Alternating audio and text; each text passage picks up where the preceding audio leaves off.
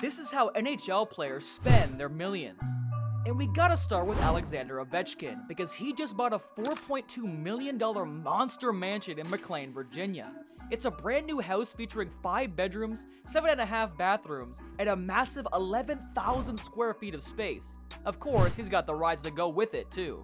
A Mercedes-Benz S-Class, but not just any S-Class, it's the AMG-tuned S65 version. That means it's not only cool, but crazy powerful. It has 621 horsepower.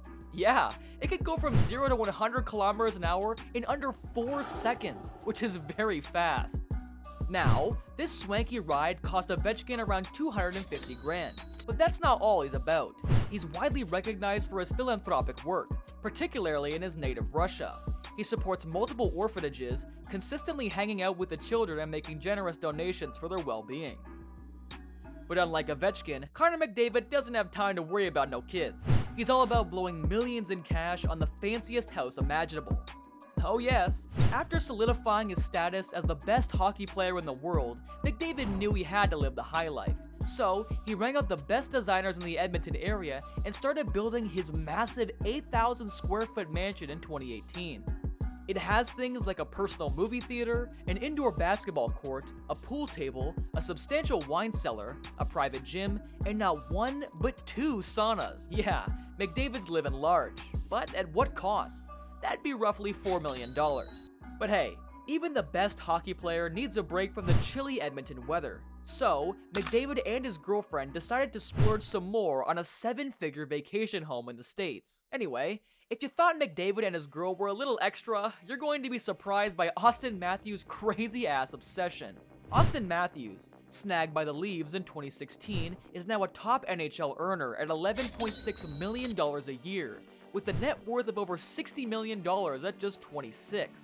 He recently ditched California and set up shop in a cool $3 million house in Phoenix, close to family. And let me tell ya, his place doesn't skimp on luxury, but that's not all he likes to spend on.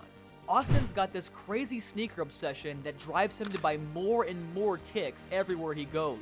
As a matter of fact, he's bought so many sneakers that his collection is now so massive, he's got half of it in Arizona and the other half in Toronto.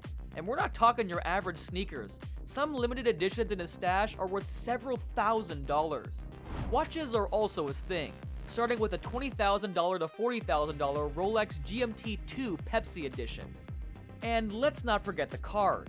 He's got a $200,000 Porsche 911 GT3 RS, a $235,000 blue Lamborghini Urus for Toronto's snowy days, and for a bit of stealth, an all-black $200,000 Mercedes S-Class. Now, Matthews isn't just about flashy cars and designer watches. He's dropped $3.5 million on a Swedish hockey tech company called Marsblade, playing the long game for some sweet returns. Smart, right?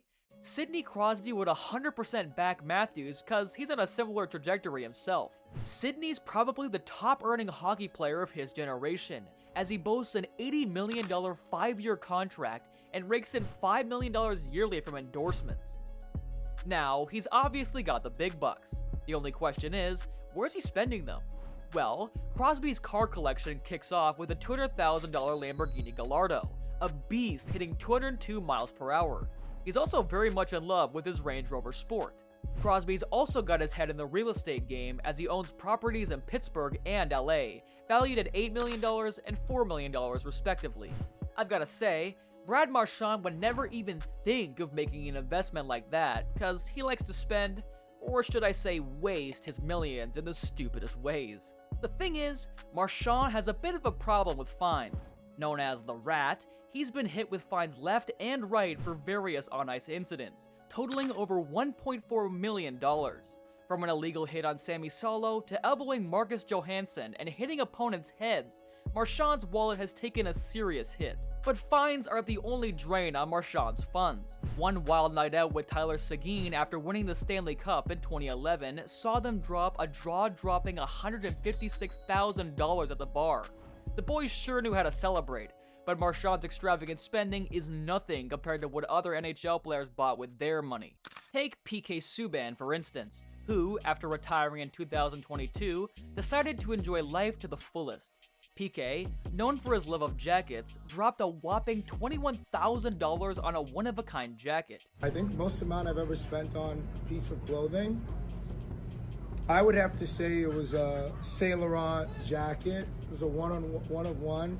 And it seems he has quite the jacket collection, boasting anywhere from 300 to 500 jackets, more than enough for every day of the year.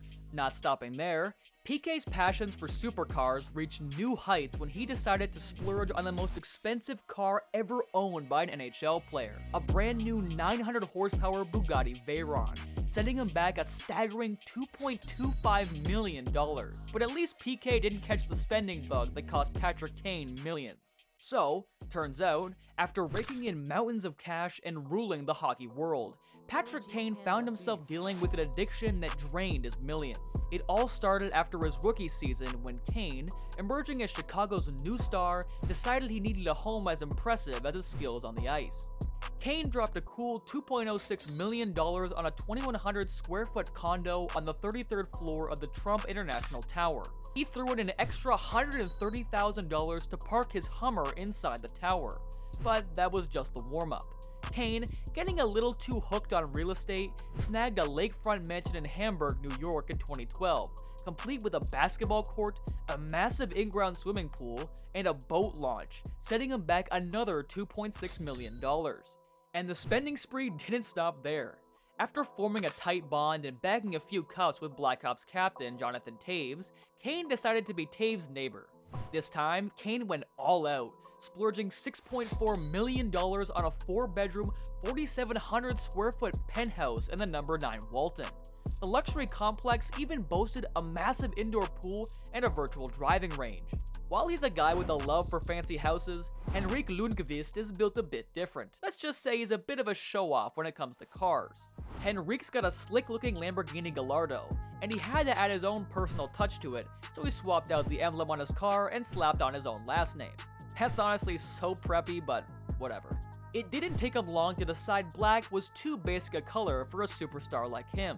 So the next thing he did was have the car painted in gunship gray with a matte finish. Slick. Now, flashy cars aren't all these NHL players throw their cash at. In fact, some of them are playing it pretty smart.